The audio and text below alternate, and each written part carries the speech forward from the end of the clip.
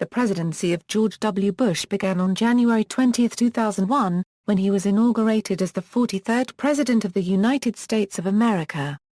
The oldest son of former President George H. W. Bush, George W. Bush was elected president in the 2000 general election, and became the second U.S. president whose father had held the same office. After 2 recounts, Democratic presidential candidate Vice President Al Gore filed a lawsuit for a third. The Supreme Court's highly controversial decision in Bush v. Gore resolved the dispute. The Florida Secretary of State certified Bush as the winner of Florida. Florida's 25 electoral votes gave Bush, the Republican candidate, 271 electoral votes, enough to defeat Al Gore.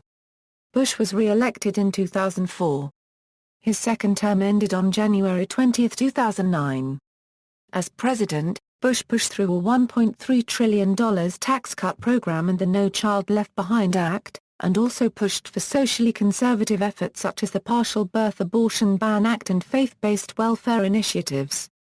Nearly 8 million people immigrated to the United States in 2005. Nearly half entered illegally.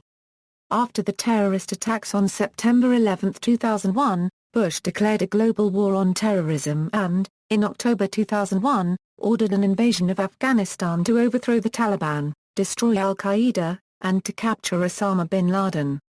In March 2003, Bush received a mandate from the U.S. Congress to lead an invasion of Iraq, asserting that Iraq was in violation of UN Security Council Resolution 1441.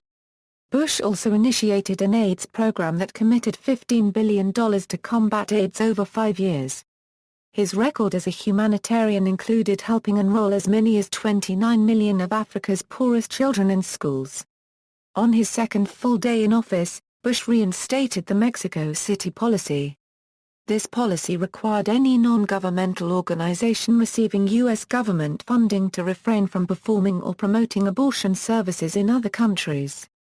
Running as a self-styled war president in the midst of the Iraq War, Bush won re-election in 2004, as his campaign against Senator John Kerry was successful despite controversy over Bush's prosecution of the Iraq War and his handling of the economy.